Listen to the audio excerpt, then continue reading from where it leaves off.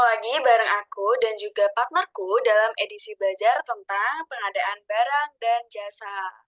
Jalan-jalan ke Jakarta, singgah sejenak di Bekasi. Hai teman-teman semuanya, izinkan kami memperkenalkan diri. Kenalin, aku Windy Padmasari. Aku Daniel Melki. Salam kenal semuanya. Pada kesempatan kali ini, kita bakal bahas apa nih, Mel? Pada kesempatan kali ini kita bakal bahas 3 pokok hal tentang pengadaan barang dan jasa, Win. Apa aja tuh, Mel? Spill dong, supaya teman-teman yang di rumah juga tahu nih tentang pengadaan barang dan jasa. Oke, yang pertama ada penjelasan atau pengertian dari pengadaan barang dan jasa. Yang kedua, tentang ruang lingkung pengadaan. Dan yang terakhir, ada prinsip-prinsip pengadaan barang dan jasa. Wah, seru banget nih kayaknya. Sebelum masuk ke pembahasan lebih lanjut, aku punya pantun buat teman-teman yang di rumah. Dingin-dingin minum teh peppermint ditambah madu biar ada rasanya. Sebelum kami tampilkan PowerPoint, mohon perhatiannya ya. Oke, masuk ke pembahasan pertama tentang pengadaan barang dan jasa. Kira-kira teman-teman yang di rumah udah pada tahu belum apa itu pengadaan barang dan jasa? Kalau udah tahu, boleh dong tulis di kolom komentar.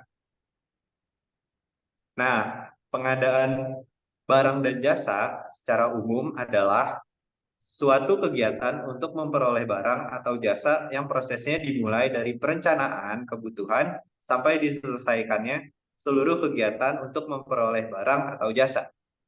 Sedangkan menurut Martono tahun 2018, pengadaan barang dan jasa yaitu bagian pengadaan barang atau jasa di suatu organisasi, instansi, perusahaan yang biasanya disebut dengan purchasing atau procurement, di mana purchasing membeli barang-barang kebutuhan organisasi perusahaan. Sedangkan fungsi procurement yaitu membeli, menukar, menyewa, dan meminjam barang-barang untuk kebutuhan instansi. Oke teman-teman, tadi udah dijelasin ya apa itu pengadaan barang dan jasa secara umum dan menurut salah satu ahli. Tadi kan sempat disinggung ya bahwa pengadaan barang dan jasa biasa disebut purchasing atau procurement. Sekarang kita bakal memahami nih apa itu purchasing dan procurement. Purchasing adalah bagian dari proses rekrutmen teman-teman. Ini adalah tindakan konkret membeli barang atau jasa yang diperlukan oleh perusahaan. Purchasing lebih terfokus pada tugas-tugas seperti penawaran harga, pemilihan pemasok, pemrosesan pesanan, pembayaran, dan pengelolaan investasi. Sedangkan procurement adalah proses yang lebih luas mencakup perencanaan pengadaan, pengelolaan, dan pengendalian sumber daya dan pasokan yang dibutuhkan oleh perusahaan untuk mencapai tujuan strategis tentunya. Ini mencakup pembelian, tetapi juga melibatkan aspek-aspek lain seperti negosiasi kontrak, pemilihan pemasok, resiko, dan strategi pengadaan jangka panjang. Wah, hampir mirip ya, Win, tapi ternyata beda. Benar banget nih Mel.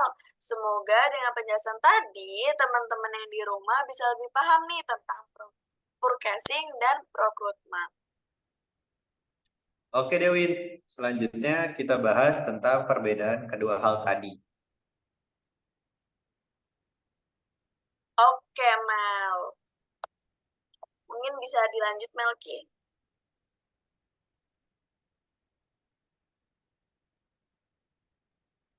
Eh, Perbedaan procurement dan purchasing.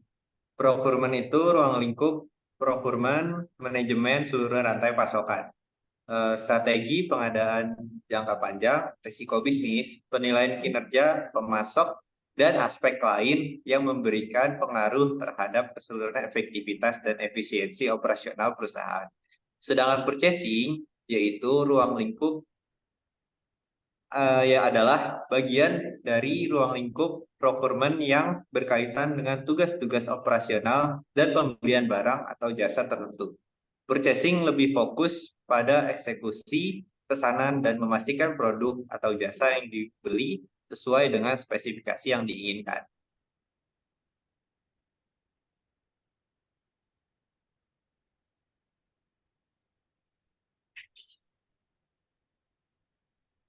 Lalu procurement memiliki peran yang lebih strategis, bertanggung jawab untuk mengembangkan strategi, pengadaan jangka panjang, mengidentifikasi peluang untuk mengurangi biaya dan risiko, serta memastikan bahwa pasokan dan sumber daya yang diperlukan tersedia dalam jangka panjang.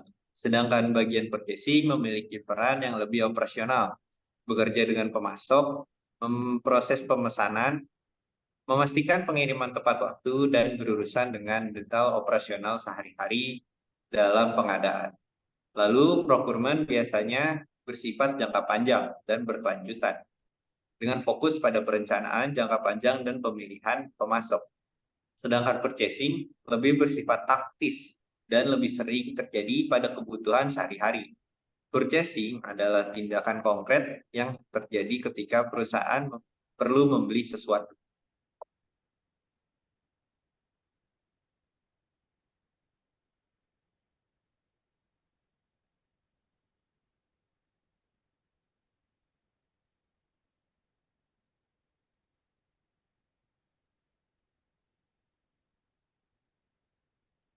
Oke Mel, makin paham deh sama perbedaan purchasing dan procurement. Masuk ke bagian kedua nih teman-teman. Ada ruang lingkup dari manajemen pengadaan barang dan jasa. Dalam ruang lingkupnya terdapat objek kegiatan pengadaan, di antaranya barang dan jasa. Di mana barang adalah suatu objek fisik yang dapat dilihat dan disimpan serta memiliki nilai. Nilai suatu barang akan ditentukan karena barang tersebut mempunyai kemampuan untuk memenuhi kebutuhan atau keinginan pelanggan baik secara individu atau bisnis. Sedangkan jasa adalah aktivitas ekonomi yang melibatkan sejumlah interaksi dengan konsumen atau dengan barang-barang yang dimiliki, tetapi tidak menghasilkan transfer kepemilikan nih.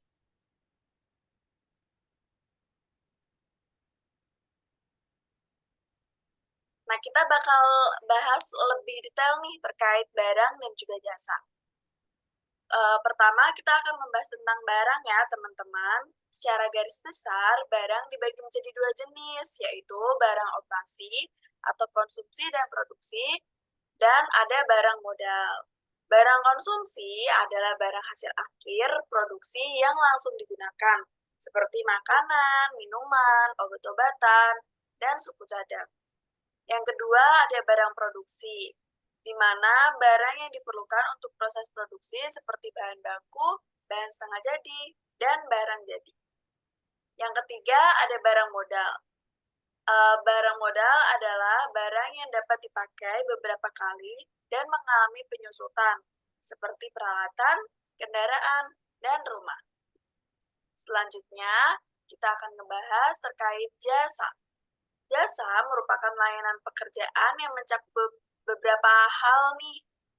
Di antaranya ada jasa konstruksi, yaitu layanan pekerjaan pelaksana, konstruksi, dan wujud fisik lainnya, seperti membangun jembatan, gedung, instalasi, jalan, dan rekayasa atau engineering. Yang kedua ada jasa konsultasi, yaitu layanan jasa keahlian profesional dalam berbagai bidang yang meliputi jasa pengawasan konstruksi dan jasa pelayanan profesi untuk mencapai sasaran tertentu yang berbentuk piranti lunak yang disusun berdasarkan kerangka acuan kerja, seperti konsultasi proyek dan teknis. Yang ketiga adalah jasa lainnya, yaitu segala pekerjaan dan atau penyedia jasa lain konstruksi, konsultasi, dan pemasok barang, seperti penyewaan, pemeliharaan, dan inspeksi.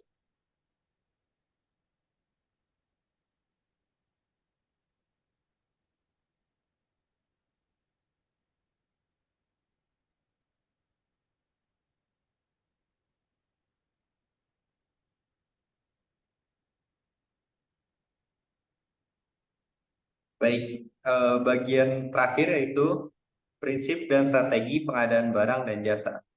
Berikut beberapa prinsip pengadaan.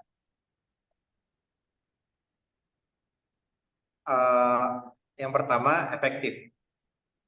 Sesuai dengan kebutuhan yang telah ditetapkan dan dapat memberikan manfaat yang sebesar-besarnya.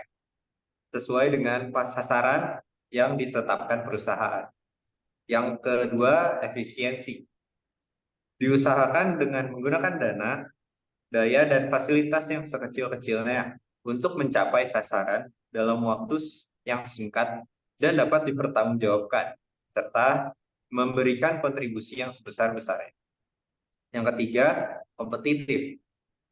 Dilakukan melalui seleksi dan persaingan yang sehat di antara penyedia barang atau jasa yang setara dan memenuhi syarat tertentu berdasarkan ketentuan dan prosedur yang jelas serta transparan. Lalu yang keempat, transparan. Semua ketentuan dan informasi, baik teknis maupun administratif, termasuk tata cara evaluasi, hasil evaluasi, dan penetapan pemenang, harus bersifat terbuka bagi penyedia barang dan jasa yang berminat. Yang kelima, adil. Tidak diskriminatif dalam memberikan perlakuan bagi semua penyedia barang dan jasa dan tidak mengarah untuk memberikan keuntungan kepada pihak tertentu.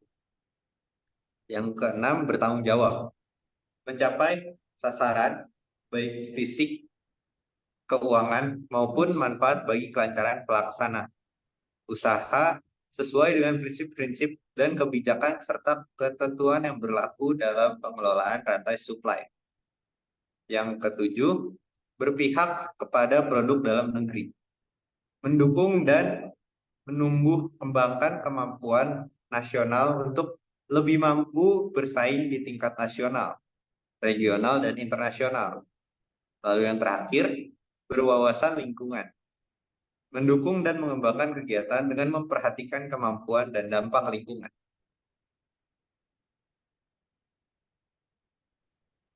Oke teman-teman, kita lanjut ke 7 langkah membuat strategi pengadaan yang efektif. Yang pertama ada menganalisis pengeluaran perusahaan. Menjadi langkah pertama dalam membangun strategi pengadaan, dengan melihat budaya pengeluaran perusahaan saat ini, menjadi salah satu cara bagi perusahaan untuk melihat kebiasaan belanja saat ini dan mengukur kapan perusahaan dapat meningkatkan dan mengurangi biaya. Selain itu, data tersebut akan memberikan dasar bagi strategi pengadaan perusahaan dan akan memberikan gambaran akurat kepada tim tentang apa yang diharapkan dari negosiasi di masa depan. Yang kedua, yaitu menetapkan kebutuhan bisnis. Untuk menerapkan strategi pengadaan yang sukses, penting untuk memiliki pemahaman yang jelas tentang kebutuhan perusahaan. Analisis ini akan memungkinkan perusahaan dalam menentukan praktek yang lebih efisien dan berkelanjutan. Salah satu cara untuk mewujudkan hal ini melalui pemetaan kategori produk, yang merupakan metode pemrosesan data dan informasi lain yang hemat waktu dan efektif yang diperlukan untuk merancang strategi pengadaan yang solid. Yang ketiga, yaitu mengevaluasi dinamika pasar. Setelah perusahaan menganalisis kebutuhan bisnis, perusahaan perlu memahami kondisi pasar pasokan pada saat ini. Mengetahui pasar perusahaan sangat penting bagi perusahaan yang ingin menciptakan strategi pengadaan yang sukses. Sejumlah metode seperti 5 kekuatan Porter, Pastel, Scope, dan SWOT dapat digunakan untuk menganalisis berbagai aspek bisnis dan membantu perusahaan menentukan area mana yang berkinerja baik dan langkah apa yang dapat diambil. Lalu yang keempat, menentukan tujuan yang tepat. Setelah menentukan kebutuhan bisnis, perusahaan perlu menentukan serangkaian tujuan. Inilah tujuan yang perusahaan cita-citakan saat membuat strategi pengadaan.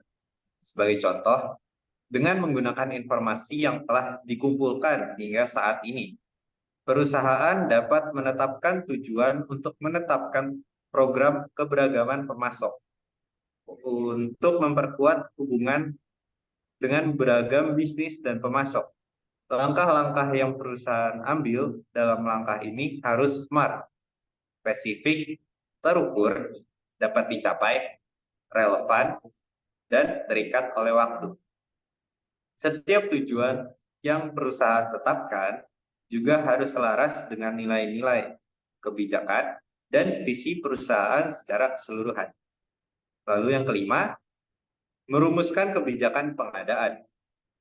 Selanjutnya, mengidentifikasi kebutuhan mana yang harus diprioritaskan dan tujuan mana yang harus ditetapkan adalah merumuskan kebijakan. Tentukan kebijakan pengadaan untuk setiap fungsi dan menetapkan peran spesifik ke tim. Setelah mengidentifikasi aspek-aspek yang memerlukan perhatian, langkah selanjutnya adalah meninjau kebijakan pengadaan untuk mengevaluasi data apa yang dikumpulkan selama analisis yang perlu diprioritaskan. Pertimbangkan untuk menyusun template kebijakan pengadaan yang mencakup kebutuhan perusahaan. Sebaiknya kebijakan pengadaan perusahaan memberikan pedoman ekstensif mengenai praktik etis dan metode berkelanjutan. Lalu yang keenam adalah menyusun strategi pengadaan. Perusahaan dapat memutuskan bagaimana strategi yang akan dijalankan berdasarkan tujuan yang telah ditetapkan. Misalnya, jika tujuan perusahaan adalah memprioritaskan manajemen hubungan pemasok dan pengadaan global, salah satu cara untuk mencapainya adalah dengan membuat program keberagaman pemasok di mana bisnis perusahaan berkomitmen untuk memiliki beragam pemasok dari latar belakang sosial dan ekonomi yang berbeda. Pendekatan ini merupakan cara efektif untuk mendorong inklusivitas dan kolaborasi vendor, membangun hubungan pemasok yang beragam dan adil, yang secara efektif akan berkontribusi pada rantai pasokan yang kuat dan berkelanjutan. Di era virtual saat ini, di mana fungsi berbasis penelitian sangatlah penting. Memiliki strategi pengadaan yang terdefinisi dengan sangat baik sangatlah penting untuk mempertahankan suksesan bisnis. Lalu yang terakhir, merancang strategi pengadaan digital. Strategi pengadaan digital tidak hanya menghasilkan penghematan biaya yang lebih baik, tetapi juga mendorong perusahaan untuk mengambil keputusan yang tepat, memitigasi risiko, dan membina kemitraan vendor yang kuat dengan mengintegritaskan praktik-praktik ini dengan tujuan lain. Organisasi juga dapat mencapai tujuan jangka panjang lainnya, seperti berkelanjutan, peningkatan transparansi, permintaan kompetitif, dan sumber daya strategis. Oke teman-teman, sekian nih penjelasan kita tentang pengadaan barang dan jasa, ruang lingkupnya, dan juga prinsip dan strategi pengadaan barang dan jasa. Terima kasih buat teman-teman semua yang udah nonton dari awal sampai akhir. Jangan lupa like, comment, dan share video ini. Siapa tahu akan menjadi informasi yang bermanfaat buat kalian semua. See you guys, bye-bye.